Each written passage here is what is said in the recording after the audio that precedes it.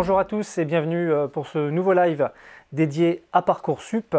Je suis Thibaut Cogent, je suis journaliste à l'Étudiant et je suis accompagné, façon de parler, je suis accompagné à distance par Jérôme Théillard qui est chargé de mission Parcoursup au ministère de l'Enseignement supérieur. Aujourd'hui, le thème du live, c'est la finalisation des dossiers puisque vous le savez, vous êtes dans les derniers jours avant de pouvoir valider définitivement vos dossiers Parcoursup. Ça court jusqu'au 8 avril. Bonjour Jérôme. Bonjour. Merci de nous avoir rejoints et merci de nous éclairer de vos précieux conseils. Avant de commencer, j'aimerais juste qu'on clarifie un petit peu le calendrier. La phase de validation Parcoursup, ça sert à quoi? Qu'est-ce qu'on doit faire concrètement sur les dossiers avant le 8 avril? Eh bien, il y a eu une première phase qui a consisté à formuler des vœux. C'est celle que vous avez connue jusqu'au 11 mars à minuit. Et puis, il y a une deuxième phase maintenant de finalisation du dossier. Donc, qu'est-ce que ça veut dire? Finalement, c'est plusieurs acteurs qui interviennent.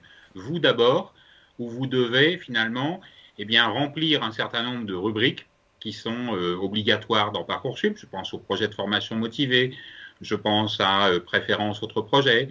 Vous pouvez aussi renseigner des rubriques qui sont facultatives mais intéressantes pour compléter votre dossier. C'est par exemple activité et centre d'intérêt. Ça peut être pour des étudiants en réorientation une fiche de suivi.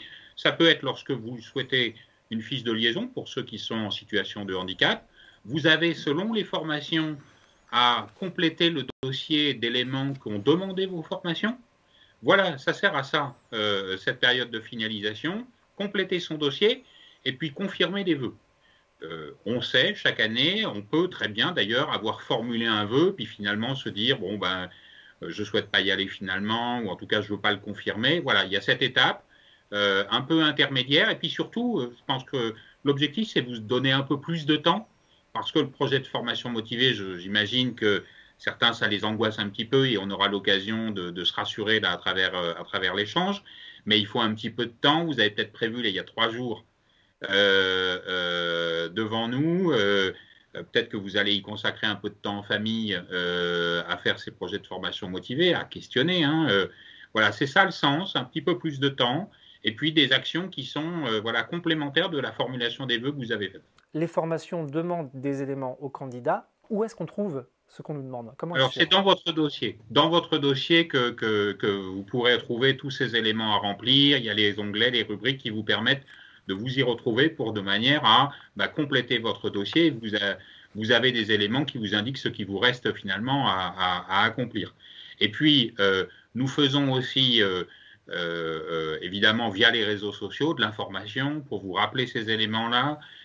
Vous avez pu recevoir des mails. Je pense que chacun de ceux qui nous écoutent a reçu un message entre hier ou aujourd'hui pour faire le point où il en est de la confirmation des vœux, faire le point de son dossier. Voilà, nous apportons des éléments d'information et nous serons là aussi pour vous rappeler des échéances, pour répondre à des questions. Je pense qu'il y a beaucoup de choses là. Je vois mes collègues sont en train sans doute sur les réseaux sociaux de poster qu'est-ce que ça veut dire le 8 avril. Quels éléments de votre checklist, en quelque sorte, vous devez vous faire pour vous assurer que votre dossier est complet et que vous pouvez confirmer vos vœux. Alors, parmi tout ce que vous avez déjà dit, vous avez prononcé plusieurs fois le mot, l'expression projet de formation motivée. C'est un des éléments centraux de la validation des vœux. Qu'est-ce que c'est? Alors, le projet de formation motivée, ce qu'on a souhaité faire, c'est, vous savez, dans Parcoursup, on a abandonné ce qui existait auparavant, qui était il fallait hiérarchiser ses vœux en fonction de ses souhaits. Et on s'était rendu compte que c'est un exercice très difficile, surtout au mois de mars, et donc on a une visibilité très faible sur cette hiérarchie. Par contre, ce qu'on demande aux candidats, c'est d'être motivés, de faire des vœux avec un projet, avec une idée, et pour s'assurer aussi qu'eux s'inscrivent bien dans une démarche dans laquelle ils se sont renseignés, finalement pour être sûr de faire un vœu sur une formation qui vous intéresse. Finalement, c'est ça le but. Et le projet de formation motivée, c'est, dans l'essentiel des cas, 1500 caractères pour exprimer finalement votre motivation sur les vœux, en quelque sorte. Je crois que c'est ça qui est important. Ce que vous avez envie de dire, professionnel, un projet personnel, quelle démarche vous avez pu engager pour réaliser, pour comprendre mieux cette formation. C'est tout un tas d'éléments. Donc voilà, en 1500 caractères, pour résumer, il ne s'agit pas de faire une dissertation. Je crois qu'il s'agit d'exprimer des éléments qui sont assez simples, de ce que vous pensez réellement, et ce sont des éléments qui intéressent les formations d'accueil. Vous trouverez dans votre dossier et nous le relayerons aussi, nous l'avons fait par des posts, une petite vidéo avec des professionnels qui vous disent concrètement pourquoi ça m'intéresse de connaître votre motivation. On est d'accord qu'il vaut mieux faire un projet, enfin rédiger une lettre de motivation en quelque sorte par formation. Hein. On différencie, Alors, pas de copier-coller.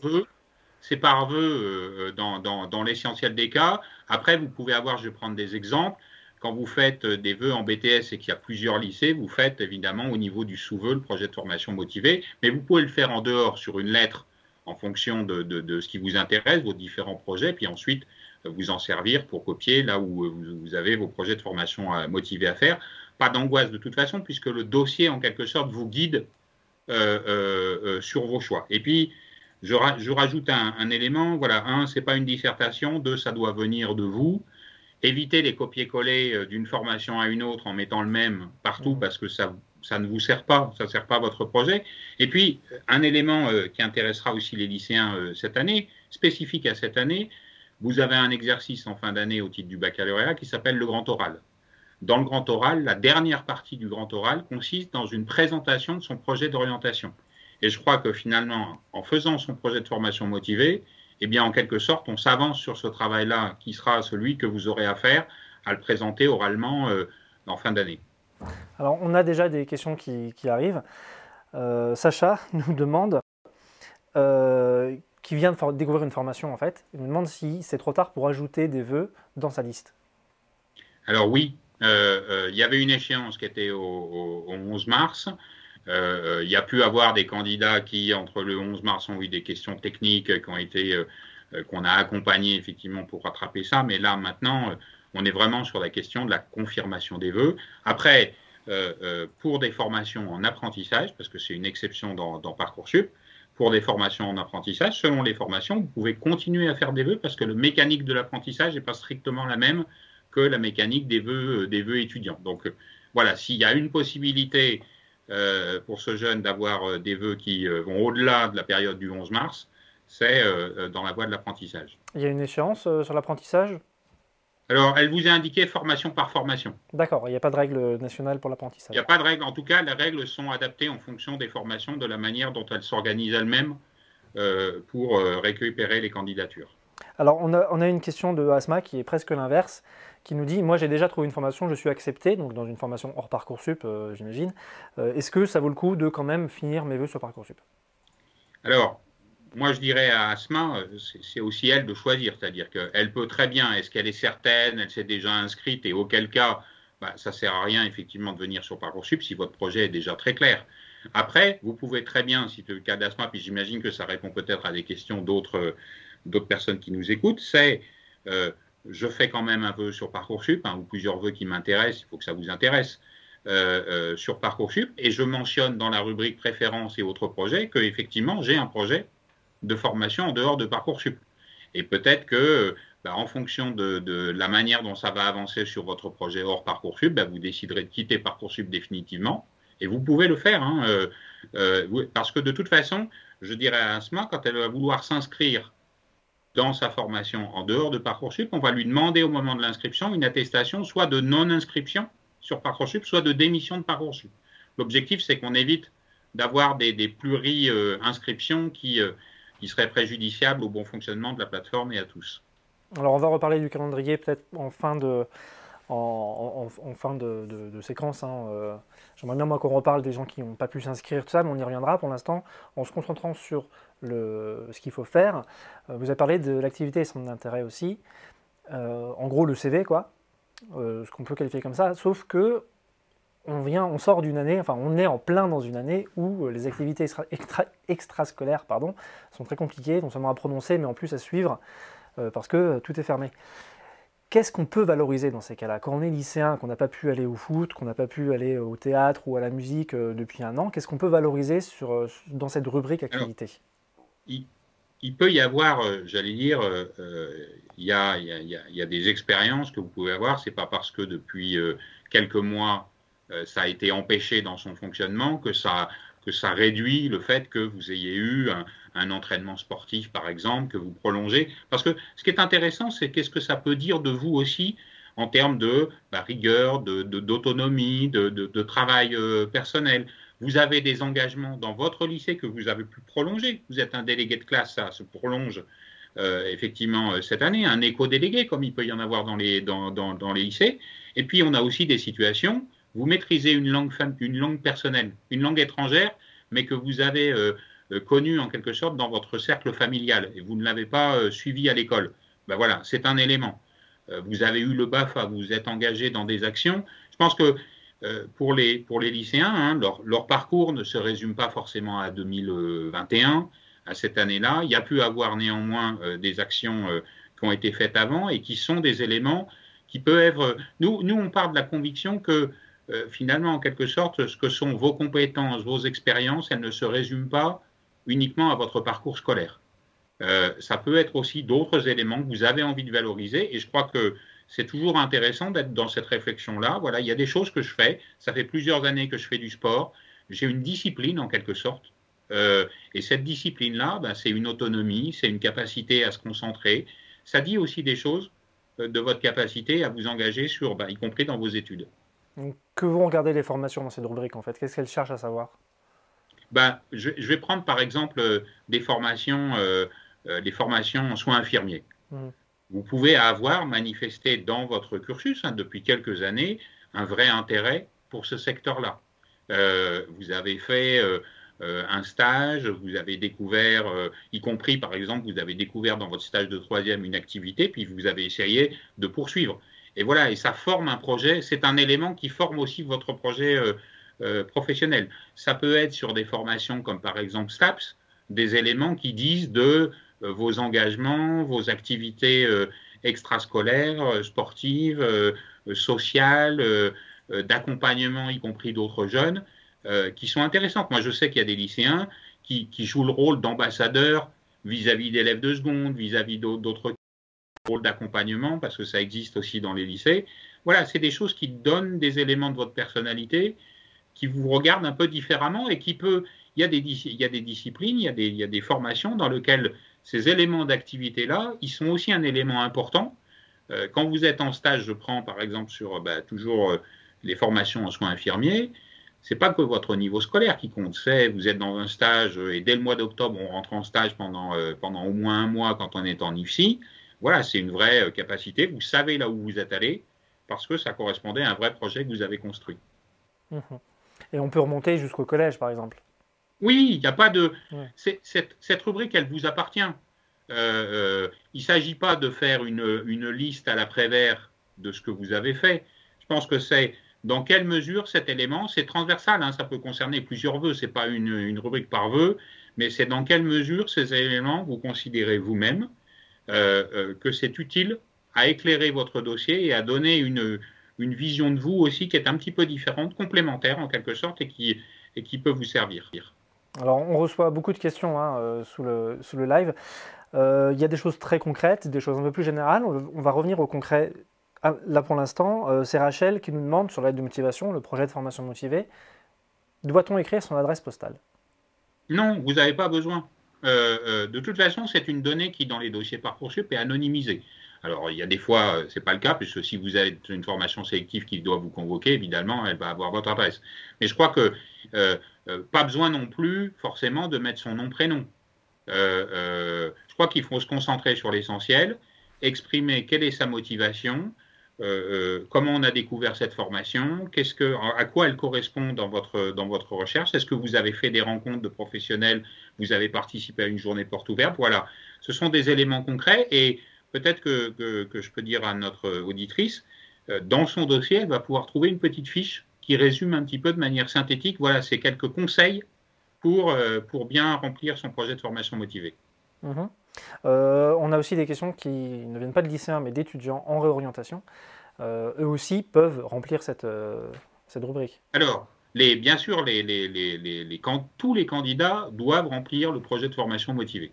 Ce qui distingue les lycéens et les étudiants, c'est la fiche à venir, qui est une fiche réservée aux lycéens.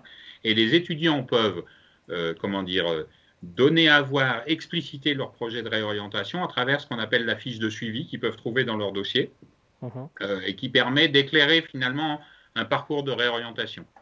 Et si des étudiants en orientation ont une lettre de recommandation d'un de leurs professeurs, où est-ce qu'ils peuvent la mettre dans le dossier? Alors, en fait, dans Parcoursup, on ne s'est pas inscrit dans la logique des lettres de recommandation. Parce que, et je vais l'expliquer pourquoi. Un, parce que ensuite, c'est un petit peu une course au nombre de lettres en recommandation. C'est quand même plutôt discriminant parce que certains ont les moyens d'en avoir, peut-être pas d'autres. Et puis parce que aussi, finalement, quand on est au lycée, votre proviseur, votre professeur principal, vos professeurs vont pouvoir mettre des appréciations dans la fiche à venir qui finalement éclairent votre dossier. Pour ce qui concerne un étudiant en réorientation, puisque la question portait sur ce cas-là, vous pouvez, à travers la fiche de suivi, avoir un dialogue avec des acteurs de l'orientation, un service universitaire d'orientation, une mission locale, un CIO, qui vont eux-mêmes apporter leur appréciation personnelle, finalement, sur ce parcours de réorientation. Donc, plutôt que de se lancer dans la course aux pièces complémentaires, aux lettres de recommandation, dont parfois on ne sait pas exactement si ça a vraiment du sens. Hein, voilà, nous, on se préfère, c'est 1500 caractères sur le projet de formation motivée, et puis ses capacités, à la fois la fiche à venir, d'avoir ces éléments d'appréciation des professeurs, et du côté de la réorientation, la fiche de suivi, qui permet d'éclairer un projet de réorientation, avec l'appui des professionnels. Donc les lettres de recommandation, ça répondait à des questions notamment de Eva et Fatima, qui nous ont posé la question. Sylvie et Bernadette en ont une autre. Sur un autre élément central de la phase d'admission, c'est le vœu de préférence. À quoi ça sert d'indiquer un vœu de préférence? Alors, c'est une bonne question. Je voudrais d'ailleurs dire que ce n'est pas nécessairement uniquement un seul vœu. Ça peut être un secteur que vous exprimez parce que vous avez fait des vœux, finalement plusieurs vœux, qui se rattachent à un domaine sanitaire, social, un domaine des sciences. Voilà. Et je vais donner deux éléments précis sur cette rubrique. Un, cette information ne sera pas portée à la connaissance des formations. C'est une information qui est faite pour nous, pour l'administration. À quoi elle sert? Certains des candidats sur la plateforme n'auront peut-être pas de réponse à leurs propositions. Parce que dans les différentes formations que j'ai demandées, il y a d'autres candidats qui ont été mieux classés et qui ont eu des propositions. Vous aurez la possibilité, nous vous le proposerons, de vous accompagner pour essayer d'avoir une formation la plus adaptée à votre parcours et à votre projet. Et l'objectif, c'est que les professionnels du rectorat, des formations d'accueil qui travaillent pour vous accompagner, ils puissent avoir connaissance à travers cette rubrique. C'est finalement, dans les divers vœux que vous aviez exprimés, quel est finalement votre projet, qu'est-ce qui vous intéressait le plus, de manière à ce qu'eux puissent travailler et essayer de vous faire des propositions et de vous accompagner au plus près de ce qu'est votre préférence en quelque sorte. Mais ça n'est pas une obligation de hiérarchiser, ça n'est pas forcément un seul vœu, ça peut être un domaine que vous exprimez. Et encore une fois, la garantie qu'on vous apporte, c'est cette information-là n'ira pas aux formations. Alors, on a eu des questions aussi avant l'événement. On nous a demandé notamment ce que c'était que le taux de non-résident. Qu'est-ce que ça veut dire? Alors, ça concerne la mobilité des étudiants à travers la France. Alors d'abord, ça ne concerne que les licences.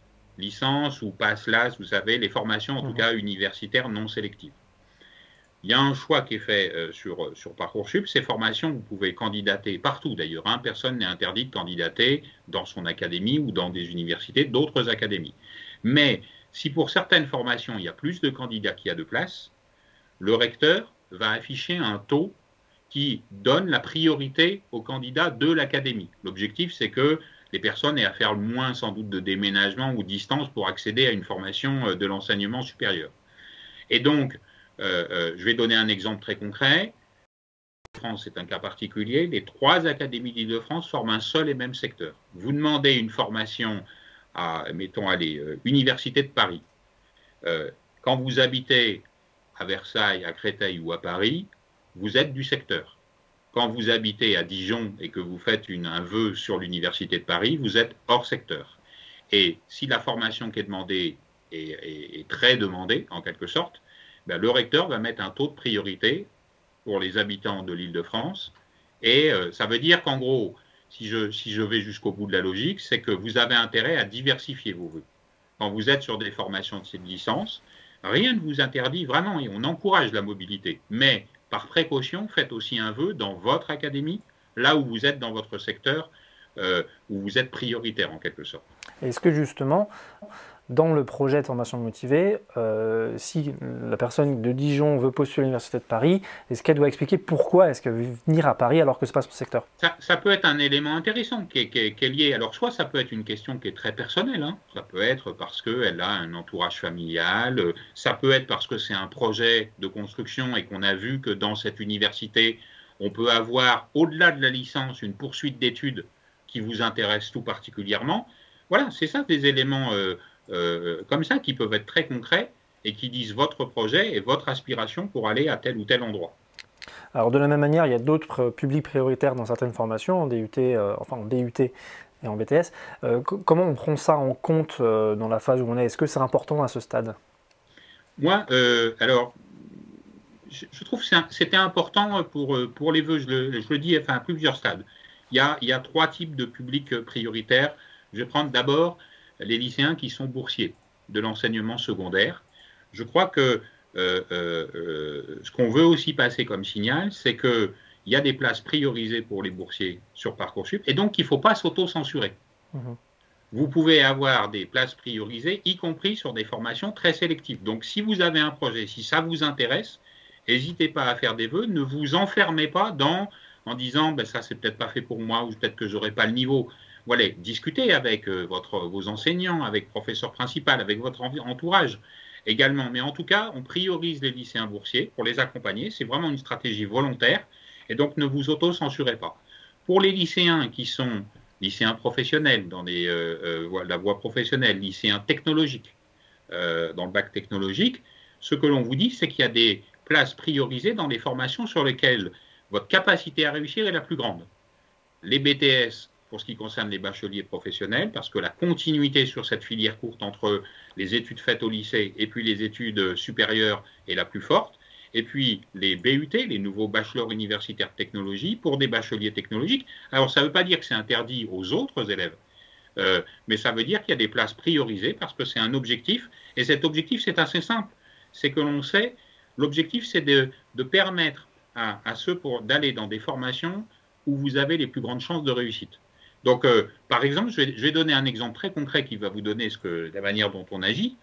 Un peu avant le 11 mars, quand il s'agit de la date limite de formulation des vœux, nous avons regardé dans l'ensemble des candidats, notamment en lycée, et on s'apercevait que parfois, des lycéens professionnels ou technologiques ne faisaient pas de vœux dans leur formation, finalement là où ils ont les meilleures chances de réussite. Donc, nous l'avons suggéré, il ne s'agit pas de les obliger, hein, c'est leur projet, mais suggérer, attention, sur ces formations-là, il y a des places priorisées pour vos profils, donc n'hésitez pas à faire. Et je crois qu'on a toujours ce vœu de diversifier. Voilà comment cette information, elle est, à mon sens, importante.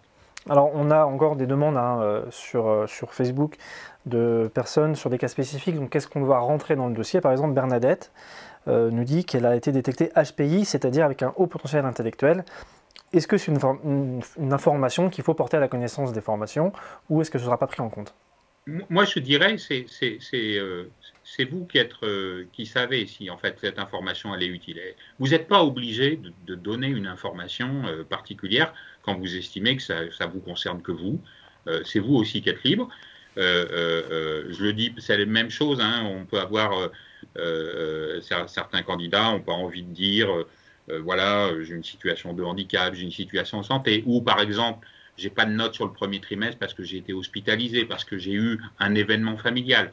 Nous vous donnons la possibilité de l'exprimer, puis ensuite, c'est à vous de vous dire, est-ce que ça fait partie des éléments qui sont pour vous intimes, que vous n'avez pas envie de donner, et nous ne vous obligeons absolument pas à le donner. Est-ce que c'est un élément que vous pouvez faire valoir parce que ça a un sens par rapport à votre dossier, parce que ça a un sens par rapport à votre projet? Finalement, c'est ça la clé de lecture. Est-ce que c'est une information qui est utile, que j'ai envie de donner parce que ça donne un éclairage sur ce que je fais, sur ce que je veux faire? Alors justement, Yann, lui, mais il ne l'a pas. Son information, c'est ses résultats au Cambridge, alors qu'il a postulé dans des licences d'anglais. Mais ils ne sont pas arrivés, ces résultats. Comment le signaler? Ben, je pense qu'il peut signaler dans sa rubrique qu'il a peut-être, alors je ne sais pas comment fonctionne, mais qu'il a fait l'examen et que les résultats seront connus peut-être ultérieurement. Voilà, c'est peut-être un type d'information, une manière de le signaler. Les formations ici, il va prendre en compte le fait que cet élève est motivé par l'anglais parce qu'il a Voilà. Ben, voilà, vous avez traduit une manifestation d'intérêt, cet élève s'est engagé dans ce processus-là. Oui, parce qu'après, l'intérêt des études, c'est d'apprendre. Donc si on arrive en sachant tout, c'est pas intéressant. Donc là, on peut évidemment mettre en avant cette démarche. Voilà. Des fois, c'est la démarche. Vous savez, je vais prendre un autre exemple. Vous savez, pour ceux qui veulent faire la filière droit ou des filières de licence scientifique, il y a un questionnaire à faire. Et le questionnaire, vous téléchargez une attestation qui dit simplement que vous l'avez fait. Et c'est un peu le même état d'esprit, c'est-à-dire vous vous êtes inscrit dans une démarche dans laquelle finalement vous vous êtes posé des questions, vous vous êtes inscrit dans une démarche. Alors là, pour notre cas particulier, c'était apprentissage de l'anglais. Si par ailleurs d'autres, c'est la réflexion sur la filière droit, est-ce que ça correspond vraiment à ma démarche, cette information en soi a déjà du sens. Alors, vous sautez mes questions, puisque j'allais vous la poser celle-ci tout à l'heure, sur les tests en anglais, en licence de droit, pardon, en licence de sciences. Est-ce qu'ils sont obligatoires? Alors, ils sont obligatoires, mais je précise deux choses. Un, le résultat à ce test n'est connu que par vous. Il est enregistré nulle part, il est connu uniquement par vous. Deux, ce que vous téléversez dans Parcoursup, c'est uniquement l'attestation comme quoi vous l'avez fait. Et la formation d'accueil n'a pas le résultat. Donc voilà, ça ne sert que comme une étape en disant on est sur des formations qui ont envie à la fois de stimuler l'intérêt des candidats et puis aussi de s'assurer que ces candidats ont bien compris quels étaient les enjeux et le type d'enseignement auquel ils vont devoir faire une fois s'ils accèdent à cette formation. Et pour tous les peut-être pas tout à fait les retardataires, puisqu'il leur reste encore quelques jours, dont un long week-end de Pâques, on a jusque quand pour faire ces tests-là? Jusqu'au 8 avril. Ok, 23h59. Ça fait partie, si vous voulez faire une licence de droit, pour donner l'exemple très concret, ça fait partie des pièces complémentaires que j'ai évoquées tout à l'heure, qui sont indispensables pour que votre dossier soit considéré comme complet. Et si on ne, je veux dire, si on ne rend pas cette pièce, son dossier est invalide? Ah ben, le vœu n'est pas confirmé. Ah, tout simplement, oui. Ben, c'est-à-dire que il faut que votre dossier soit complet pour confirmer son vœu. Si ce dossier n'est pas complet parce que le vœu que vous avez fait sur une licence de droit et vous n'avez pas l'attestation, le vœu ne sera pas considéré comme confirmé puisque le dossier ne sera pas complet. Alors, on a eu aussi une question justement sur les vœux. Il y a une personne qui veut, par exemple, supprimer des vœux, sans doute pour en mettre d'autres à la place. Est-ce que ça aussi, c'est trop tard pour supprimer des vœux? Alors, on peut supprimer des vœux, mais on ne peut pas supprimer en demandant d'en rajouter un autre pour compenser, vous voyez ce que je veux dire. La formulation des vœux, c'était le 11 mars. Maintenant, vous pouvez toujours supprimer, c'est-à-dire en gros ne pas confirmer un vœu que vous aviez formulé. Une fois que vous aurez, je crois que c'était une question, une fois que vous avez confirmé votre vœu, vous ne pouvez plus le supprimer. Oui, voilà. On a vu la question tout à l'heure. C'est un point. Par contre, une fois qu'on aura commencé la phase d'admission après le 27 mai, s'il y a un vœu qui ne vous intéresse pas, enfin, vous pouvez tout à fait le supprimer. Mais on sera dans la phase d'admission. Oui, on y viendra. Parmi là, ce qu'on va faire encore d'ici le 8 avril, c'est aussi vérifier les éléments qui sont dans le dossier. Aurore, hein, l'une de nos spectatrices, elle a remarqué des erreurs dans ses notes des E3C. Comment on les corrige? À qui on doit le signaler? Alors ça, c'est très simple en quelque sorte. Il faut que vous vous adressiez à votre professeur principal, à votre chef d'établissement, de manière à ce que vous puissiez leur signaler et eux peuvent faire des corrections directement dans l'application Parcoursup. Et d'ailleurs, c'est précisément parce qu'on donne à voir les éléments de notes, les éléments de progression dans la saisie de la fiche à venir, que ça permet de régler ces petits sujets de peut-être d'erreur ou peut-être une mauvaise compréhension aussi, hein, ça peut arriver parfois. Mais voilà, en tout cas, adressez-vous à votre direction d'établissement, à votre professeur principal pour essayer de comprendre ce dont il s'agit si vous avez repéré ce qui vous paraît être une erreur. Alors, on a une question très intéressante également d'Esther, qui va présenter des vœux très éclectiques. Droit, école d'ingénieur, école de commerce. Elle demande, est-ce que ça risque d'être mal perçu par les formations? Ben, je vais le rassurer tout de suite, en fait, chaque formation ne connaît que le vœu que vous avez fait pour elle. Donc l'éclectisme, très bien, enfin, je veux dire, c'est son choix, c'est son projet, il y a des sujets différents, mais en tout cas, chaque formation ne connaît que le vœu. Donc ça aussi, c'est une protection que vous donne Parcoursup. On ne donne pas à voir l'ensemble des vœux des candidats, c'est votre projet personnel, hein, finalement, et ça n'intéresse que vous. De la même manière, si je réponds à une question que vous ne m'avez pas posée, mais si je confirme mes vœux ce soir ou si je le fais mardi, C'était ma prochaine question, vous êtes fort. ça n'a aucune incidence sur la manière dont les formations vont accepter. Vous savez, moi j'ai cette question dès le 20 janvier, au moment de l'ouverture de la plateforme, en disant si je fais mes vœux le premier jour, est-ce que mes vœux seront examinés plus vite? Non, il n'y a pas de... Les formations, vous savez, vous avez jusqu'au 8 avril à minuit pour finaliser votre dossier, pour confirmer vos vœux. Les formations, ensuite, nous leur communiquerons l'ensemble de ces résultats et elles n'examineront que les vœux confirmés. Oui, c'était une question de Florence justement qui suivait. Donc pas de souci pour les retardataires, vous avez jusqu'à 8 avril à 23h59. Voilà, moi le petit conseil, mais en même temps, vous savez, moi, minuit, mais donnez-vous du temps. Là, vous avez quelques jours. Vous savez, l'an dernier, ils avaient une semaine de moins, vos prédécesseurs. Donc là, vous avez eu un peu plus de temps. Profitez un peu de ce temps-là. Ça ne sert à rien de se mettre la pression sur les dernières heures ou le dernier jour. Voilà, vous avez du temps qui peut se faire en famille là. Je suis bien conscient aussi, hein, je le dis pour tous nos auditeurs, on sait que la période n'est pas simple. Vous quittez ce soir vos établissements qui seront fermés la semaine prochaine, mais je crois que toutes les équipes éducatives sont bien conscientes aussi de ces échéances-là. Nous leur avons rappelé ces échéances et je crois qu'elles seront vraiment au rendez-vous pour vous accompagner, répondre à des questions. Et dans la continuité pédagogique qui est assurée dans vos établissements, il y a pour les élèves de terminale l'accompagnement pour la finalisation des dossiers et voilà, si vous êtes coincé, si vous avez, n'hésitez pas à poser des questions. Il ne faut pas rester enfermé dans une situation compliquée. Alors, on arrive bientôt, d'ici 10-15 minutes, on va arriver à la fin de ce live. Donc, je préviens déjà qu'on ne répondra pas à toutes les questions. Hein, désolé pour les personnes qui n'auront pas de réponse. On va se concentrer sur les questions qui portent sur justement la finalisation des dossiers. Et c'est quand même des questions assez pratiques, mais qui, je pense, peuvent servir à beaucoup de gens. Par exemple, Kélina demande, une fois que son vœu est validé, est-ce qu'il est possible de modifier son projet, sa lettre de motivation, Alors, ou on ne peut plus le faire? Oui, on peut encore, même si son vœu est confirmé, on peut modifier des éléments de ce dossier jusqu'au 8 avril. On clique dessus et c'est reparti, quoi. Voilà. Alors, Vous ne pourrez pas ensuite, par contre, supprimer votre vœu confirmé. Vous l'avez confirmé. Oui, mais on ne peut pas le supprimer, on peut encore modifier ce qu'il y a dedans.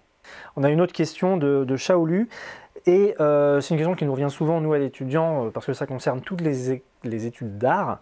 Les élèves, les lycéens qui veulent valoriser des travaux pratiques en art, comment on fait? Est-ce qu'on peut mettre des liens, par exemple, des liens HTML, enfin des liens, des URL dans les lettres de motivation? En fait, la logique est plus dans Parcoursup que il y a des formations qui vous demandent des choses plutôt que spontanément on va parce qu'il ne s'agit pas de vous demander ou d'exiger de vous d'avoir à fournir des tas de choses. On sait aussi quelles sont vos contraintes par rapport au baccalauréat. Voilà, il y a déjà bien d'autres choses à faire. Mais par exemple, puisque vous citez ce cas, il peut y avoir pour ceux qui sont intéressés par les diplômes nationaux des métiers d'art, les DNMAD, très demandés, hein, et les DNMAD peuvent vous avoir demandé de fournir en fait une sorte de prestation et qui va se matérialiser par vous avez mis un lien, déposé un lien sur un site pour que la formation puisse aller consulter votre œuvre en quelque sorte. Mais la démarche vraiment de Parcoursup, c'est plutôt les formations vous demandent des éléments et ensuite vous répondez à ces demandes plutôt que de spontanément formaliser des productions. Ça veut dire que ce ne sera pas regardé ou ça veut dire que ce sera peut-être pas regardé?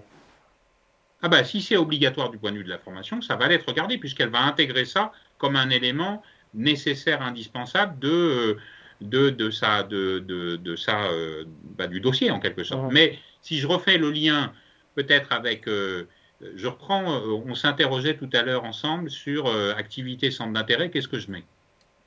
On peut très bien être intéressé par une filière et pour autant avoir une activité artistique, hein, si je reprends cet exemple-là, dans lequel vous faites des productions, et quelque part, ça dit aussi des choses de vous. C'est-à-dire que non seulement vous avez des études, mais en plus, vous avez une activité culturelle à un niveau important. Alors, je ne sais pas matériellement là, mais dans lequel vous avez organisé votre vie avec plusieurs passions.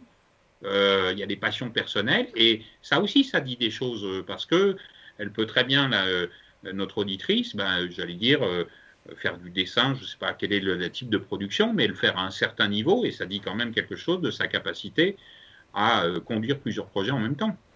Alors, on a aussi des questions de parents d'élèves. Il y en a notamment qui nous demandent comment on peut valoriser un double diplôme de type Abibac, donc un bac français et bac allemand en même temps, ce qui marche avec d'autres pays d'ailleurs. Comment on valorise ça? Alors, c'est très intéressant cette question parce que précisément cette année, on a renforcé la manière dont on donnait de la lisibilité sur ces formations. Première chose, nous avons bien mis en avant le fait que chaque lycéen qui est vu en Abibac a bien vu qu'il l'était.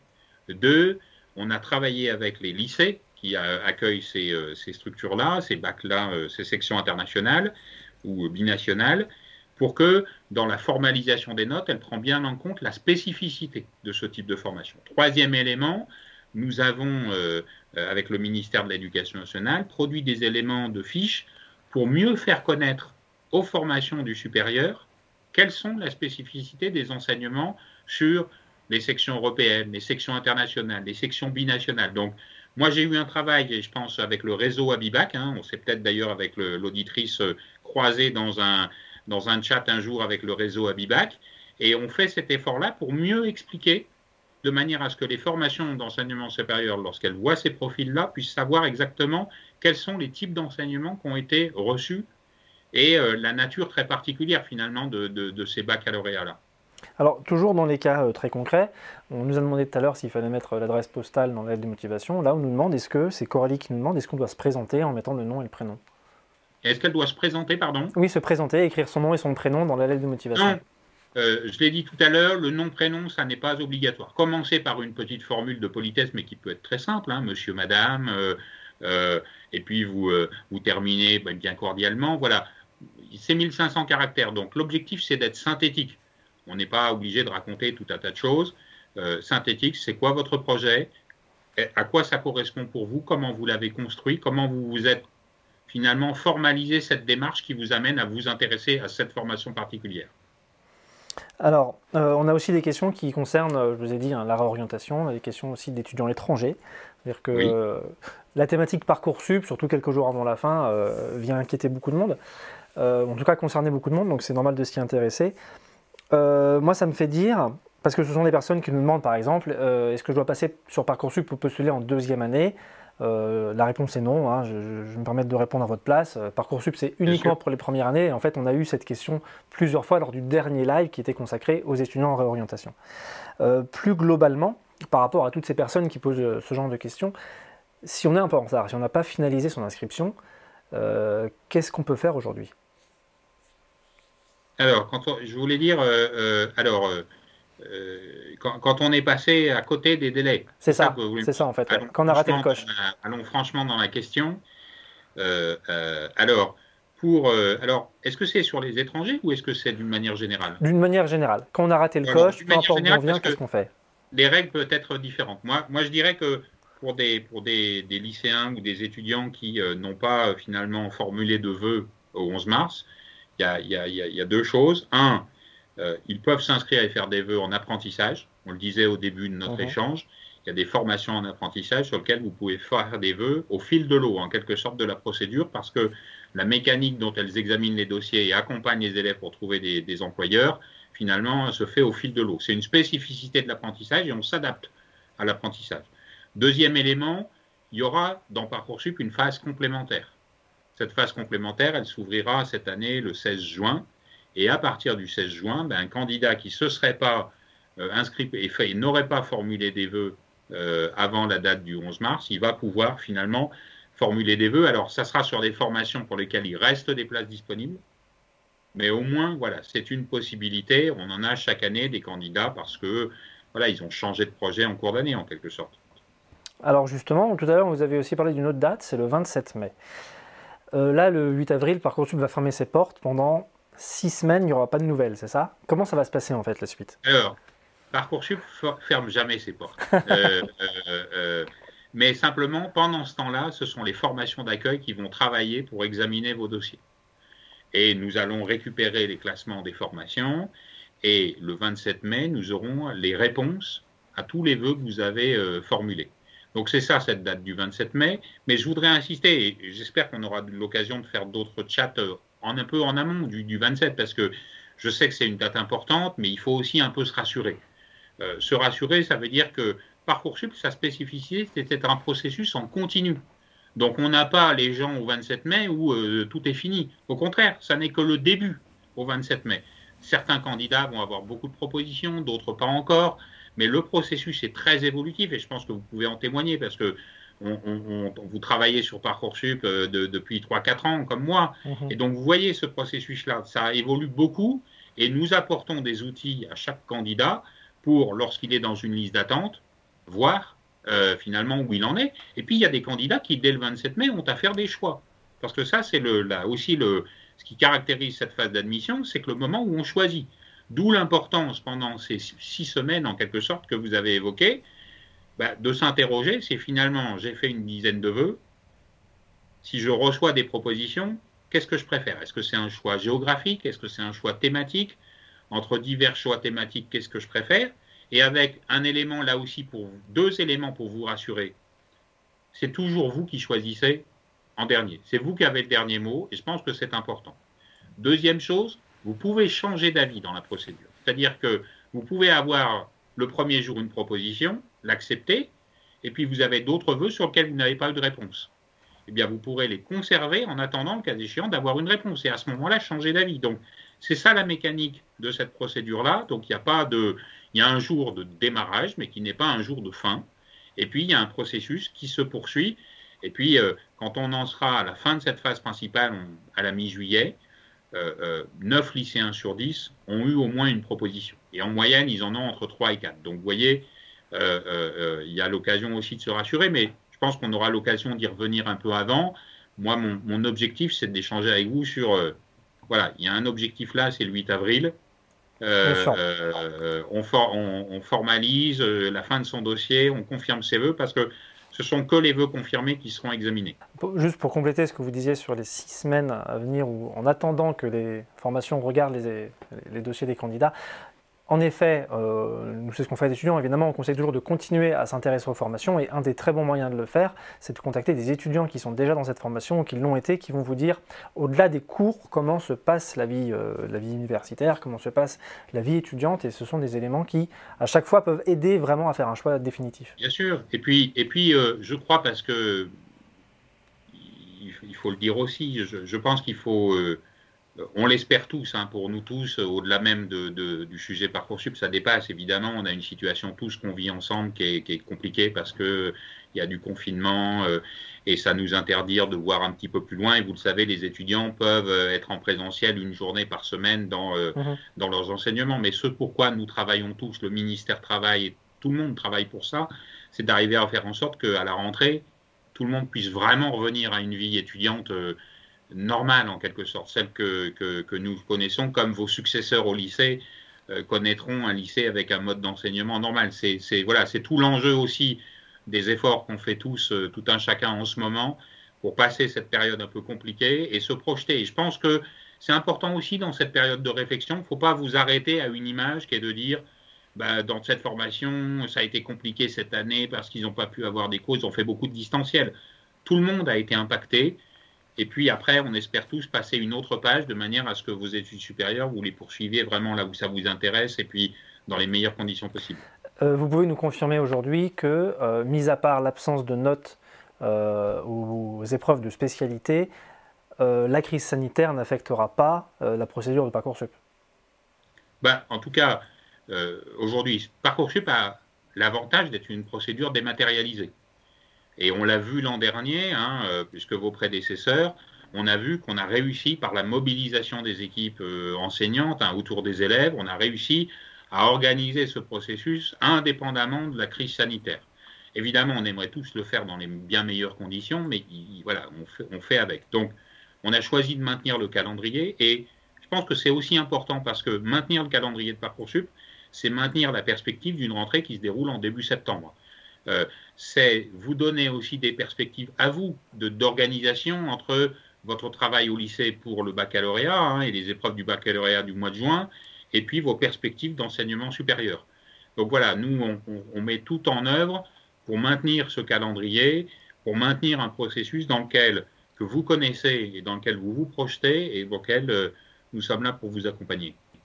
Merci. On a encore beaucoup de questions auxquelles on n'a plus le temps de répondre et des questions qui ont déjà trouvé une réponse au début de l'entretien. Donc je tiens à rassurer tout le monde, cette vidéo va être publiée sur le compte YouTube de l'étudiant dans les heures ou dans les jours qui viennent. Donc vous pouvez rattraper bien sûr tous les éléments et puis passer la dernière semaine pour bien finaliser vos dossiers. Et juste avant de conclure, Jérôme Teilhard, vous avez parlé justement de l'importance de prendre le temps de réfléchir. Quel serait votre conseil pour les lycéens pour cette toute dernière semaine avant validation définitive des vœux? Qu'est-ce que vous leur conseillez de faire? Moi, mon conseil, c'est de ne pas attendre le dernier moment. Je pense que c'est vraiment, voilà, vous avez 6 jours, là, ou 7 jours jusqu'au jeudi 8, là, 6 jours. Prenez ce temps-là pour préparer sereinement, parce que c'est de la sérénité en plus. Hein. Quand vous prenez un peu d'avance, c'est de la sérénité en plus. N'hésitez pas, vous avez des questions. Il y a beaucoup de ressources qui sont en ligne sur Parcoursup sur le projet de formation motivée. Et puis même des réseaux comme l'étudiant. Hein. Moi, je salue ce travail-là aussi parce que du travail de pédagogie, vous avez fait des to-do list, checklist, voilà, pour que chacun trouve des réponses. Normalement, vous pouvez trouver toutes les réponses aux questions que vous vous posez. Et puis, vous avez la messagerie contact. Vos professeurs principaux sont là, vos proviseurs aussi sont là pour vous accompagner. Vraiment, hein, nous, on travaille la main dans la main avec eux. Et je leur rends hommage aussi, hein, parce que c'est un très gros travail qu'ils font. Donc, premier conseil, ne pas attendre le dernier moment. Deuxième conseil, prendre le temps de réfléchir, un peu de sérénité. Voilà. Et puis, tout va bien se passer. Eh bien, c'est parfait. Merci beaucoup Jérôme, on va se quitter sur ces belles paroles. Merci à vous tous de nous avoir suivis et d'avoir posé vos questions. On espère que vous saurez appliquer ces conseils avec beaucoup de sérénité dans les jours qui viennent. Et on vous souhaite un bon courage pour cette nouvelle semaine d'enseignement à distance et de bonnes vacances de Pâques. Reposez-vous et préparez-vous bien pour la fin de l'année. Merci à tous et à bientôt.